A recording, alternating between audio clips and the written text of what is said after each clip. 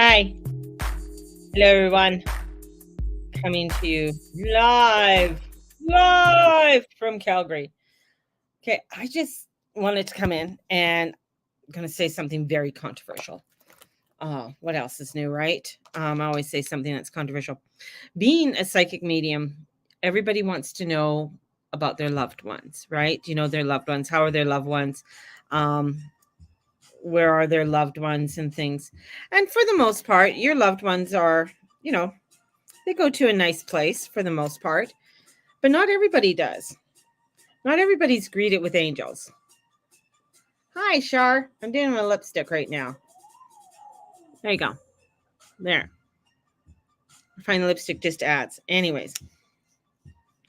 So, what I have seen and what I've been told through my own experience and through my um, meditations is that not everybody gets a love and light and goes off with their family pod.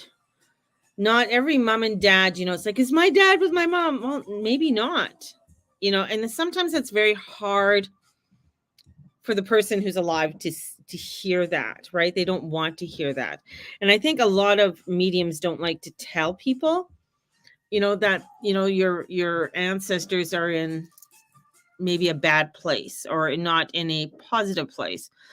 I've seen where they go to a dark hole. They go into darkness. They go to a place where for them for some of them, not all of them, so don't freak out, but where some have to go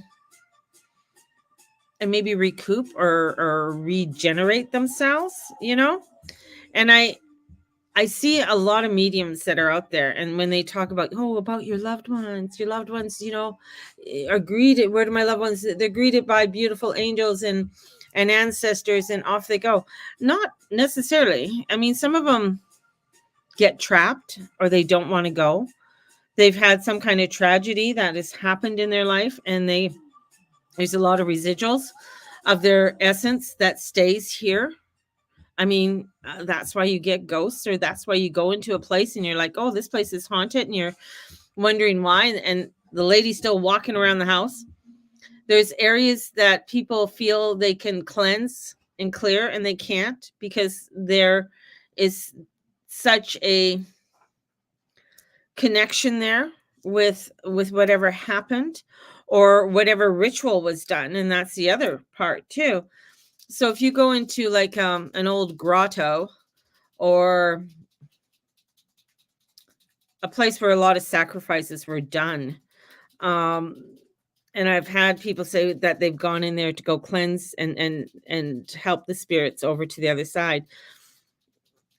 I'd say less than 1% would actually go over to the other side, whatever connection and stuff that's there. So there's something there that's hanging on to them, or something that keeps them into that spot. And some of it we just don't know. We don't know what exactly that, unless you know the exact ceremony and the words that were being done for you to reverse it. And that's the other part that you would need in order to help for those souls to go over to the other side. And that's, I think people have to understand that it's not to get afraid of death. I mean, on the majority of people do go to the other side. I'm coming to a point where I don't want to go to the light because I don't want to get recycled back. Don't go to the light, you'll get recycled back. But there is a place where that not also, like, all souls go to that place. And there is, where people, the argument, well, is there good, and if there's, good and evil, do I believe that there's an evil, like, for them to go, like a hell?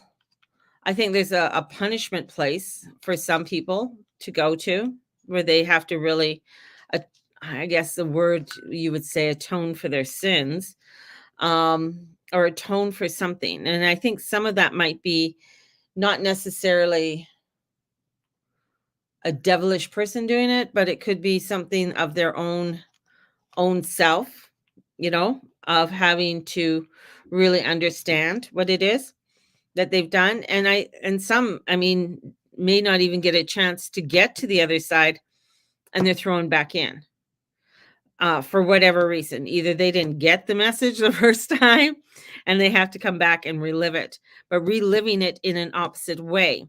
So, for instance, where a person who was a slave master dies, comes back as a black man. See, so he's atoning. He has to go through that of what he was persecuting, right? So a rapist going around being a horrific man comes back as being the person who gets raped, in order for that person to understand and feel what it's like. It's that, I know this kind of freaks people out too. That is where, that karma comes in. That's where understanding of what you have to learn again in this lifetime, and take accountability for things, and take accountability for actions in the past life. And I was thinking about that today, and then I came across quite a few different beautiful mediums just talking. They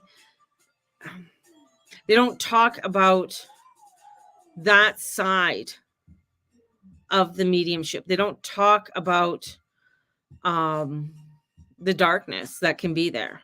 They don't talk about that, how some of people's loved ones get stuck or don't fully get over.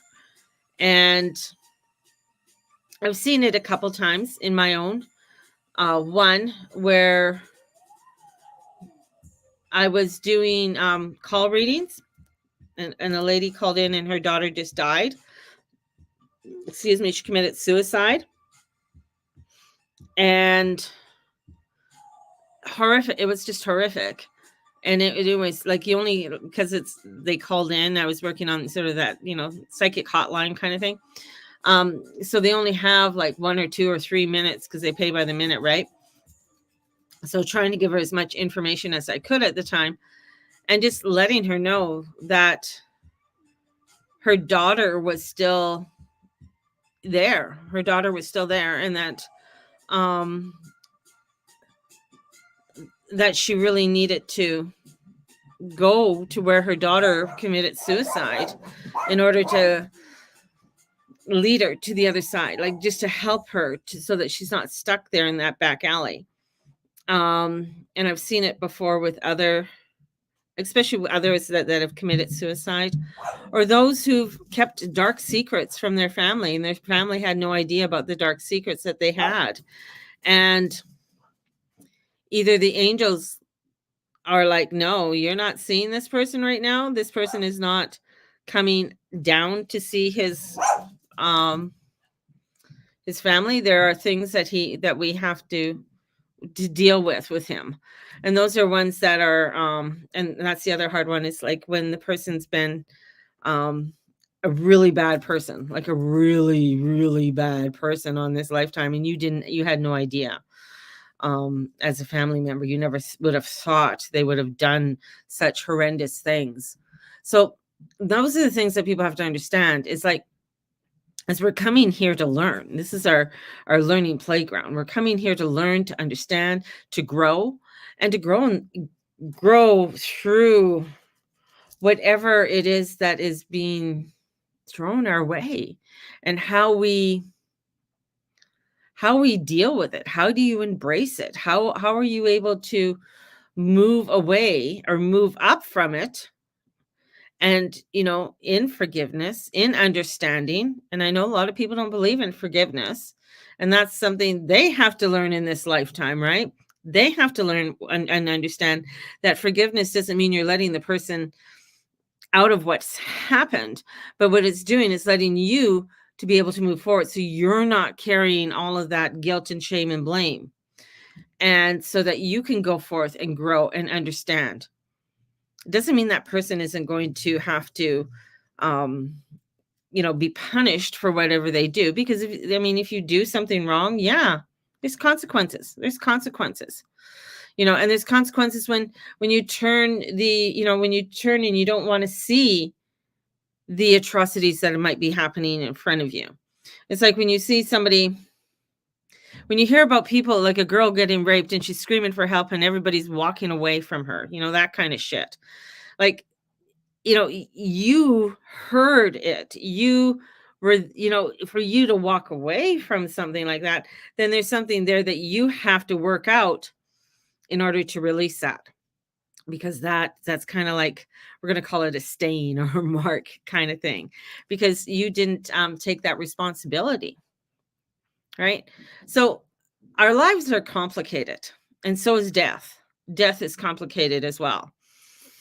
And when we see those, like some that come through, sometimes I don't see, they'll come through to talk to me. Like, I've never had anybody not talk to me who is dead.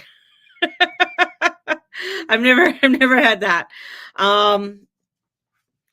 I've, where they've described their death, they've described things to me, but I've never had where they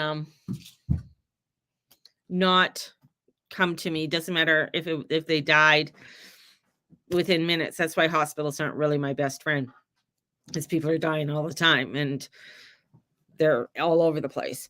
So I wanted people to understand that that's why there's